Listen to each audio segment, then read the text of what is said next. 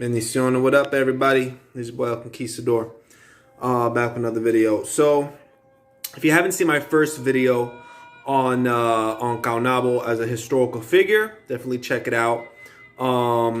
This is Caonabo as a Guia Espiritual, as a misterio within the 21 divisions. A Guia Espiritual just as a muerto, as a guide. As an ancestral spirit that is venerated, and I thought it appropriate because, you know, Columbus Day is coming up, and Caonabo was Columbus's chief rival, if you will, who fought on behalf of the island of Hispaniola and gathered up tribes. It was an amazing guerrero, strategist. Guerrero means warrior for those who don't speak Spanish. So this is just a small setup that I got. Let me just get down. And I'm gonna, you know, just point everything out. That, of course, is just the representation of Caonabo. What he really looks like, we don't know. You know, we're talking about a guy that died in 1493. So over here, there is yuca and bread, and this is a jícara. Hold on.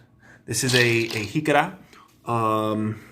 Higuera is what they call them in Dominican Republic. It's just a gourd, broken gourd that's broken in half.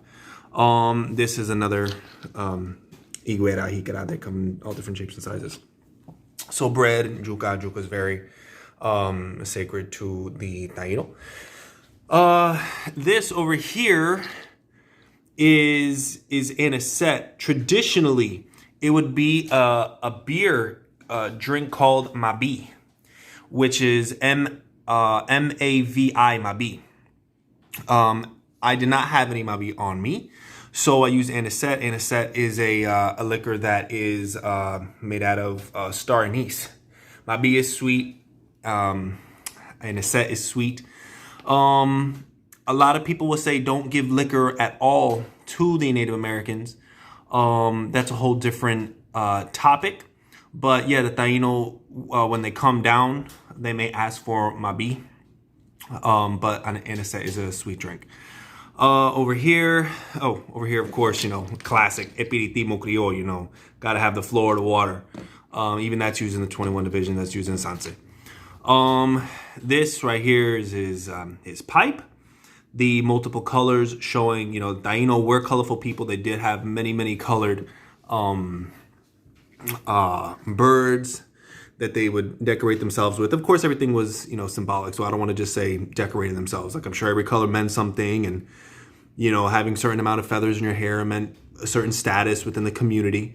So, you know, the multicolored, a lot of times the Native American spirits, when represented around one's neck, I don't think I have it with me right now. Yeah, the collare. I'm wearing it in the first video. If you check it out as a historical man, you'll see it.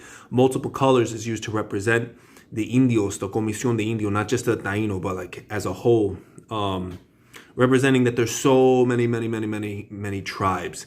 And it wouldn't shock me if it also came from the idea that, you know, just the mixing between all the idea that, you know, 9 belongs to ollas or multiple colors, you know. But if we're talking espiritismo criollo, multicolored is the color to represent the comisión de indio. Over here, have a little maraca. I personally like this sound more than, I have another maraca, but it's made out of gourd. I just don't like the sound of that particular maraca. I can't even see it. Oh, there it is. Hold on, let me see if I can get it. All right, so this is what I was talking about. You know, there's this maraca that I painted. I personally, it's a bit too loud for me. I actually do have sensitive ears, so I prefer this one. Over here, have, instead of an ashtray, you'll notice that everything here, other than the glass of water, that's just cool water. If you want to be technical, even that would be in one of those, a jícara and higuera. This is a seashell to ash, you know, for the other little tabaquito over here. I don't know if it's still on. So I just turned it on.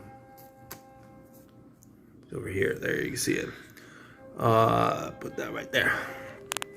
Over here, is a conch shell, which was used as a call.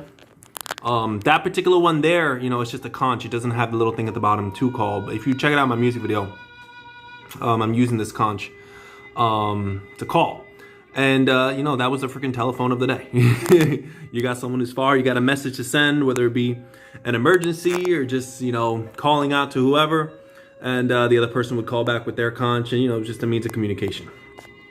What else? You notice that the candle, it can be a white candle. Honestly, doesn't matter the candle, preferably anything but black. White is the most traditional, but a lot of people use for the indios pink, yellow, a multicolored candle, a nine colored candle, just represent that the indios come from so many different backgrounds. It's not just, the Tainos came from one giant people. No, Caonabo he had his little tribe, and then the other chiefs had their tribe. So there's so many different tribes and peoples, and that's not even including everybody in North America, South America, Alaska, Canada, so many peoples. Notice that this is earthenware. Like I said, other than this being glass, because glass did not exist, everything was earthenware, was clay, was shells, was cut in half squashes, dried out. Even this, you notice, is just a gourd that's dried out. So, purposely used earthenware. But, as long as you give it with love, if you have a 9-day candle or something. Of course, you got another colonia. This is orange blossom. Smells really, really good. A lot of times with the indios, we'll put different, how do you say it? Perfumes. My Spanish isn't all there. To spray the areas of the indios. Some guias espirituales, some muertos, some spirits do like to smell good, so we put colonias on them or spray the area, and and some don't, but the indios, definitely a lot of colonias. Over here you can see the feathers, so multiple just different colored feathers. These are actually turkey feathers that I found in the past. But, there's multicolored, I don't have any fancy, friggin' African gray parrot feathers or, friggin' the actual Puerto Rican birds of green, blue, and red and whatnot, and also yellow feathers. But, multicolored again. Yeah, so, servicing Caonabo, servicing the indios, but specifically Caonabo, you can play, the music that's dedicated to him. You have the 21 Divisions music. O Taino, alawe, O Taino, alawe. But, you just shake the maraca. Luz y progreso, Caonabo. Y también, honor to, let me just turn this off. Honor to, Ana Caona, his wife. I don't have a picture of Ana Caona with me.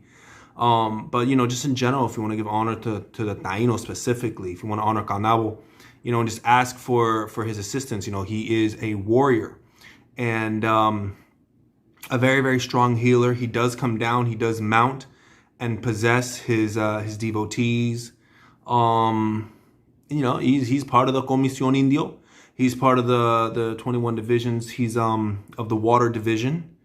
And, some of the indios, they come down either dry, as they say, un indio seco, or they come down as indio mojado, meaning that they want to be splashed with water because they have such a connection with the river and or the ocean. Indio del mar, indio del río, indio de paz, indio bravo, indio valiente. Just not every Native American lived by a river, and not every Taino, maybe one is more inclined to stay dry and wants to clean instead of with water, to clean with tobacco, or just something more dry, or herbs, whatever. So they all have their different methods, but specifically Caonabo, he is part of the water division if we're talking about 21 divisions. So yeah, that's it. And then the water, of course, water and light, luz y progreso para Caonabo. Same way, give you light, give me light. Same way I can give you fresh water freshen my path and you know, just give me the courage to do what I got to do in life. And just putting some things that were sacred to him. You notice that it's not a fancy statue of Caonabo. It's nothing fancy, but you take the picture and you can spritz some colonias on it.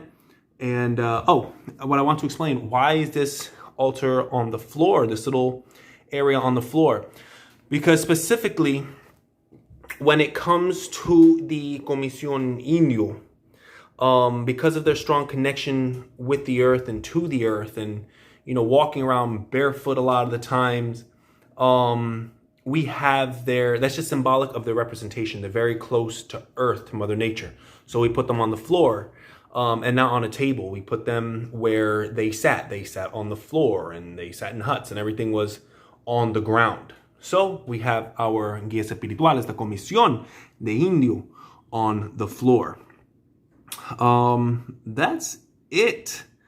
I hope you guys enjoyed this video. I'm gonna have some background music. I'm just gonna show you guys in slow-mo what everything is, but hope you guys learned something. You know, you can honor Caonabo, and yeah, have his wife next to him, and you know, and even have him, if you honor just your Comisión de Indio, have him along there as a representation. If you do have Taino with you, he's a beautiful Guia Espiritual and a leader, you know. So hope you guys enjoyed this video. God bless.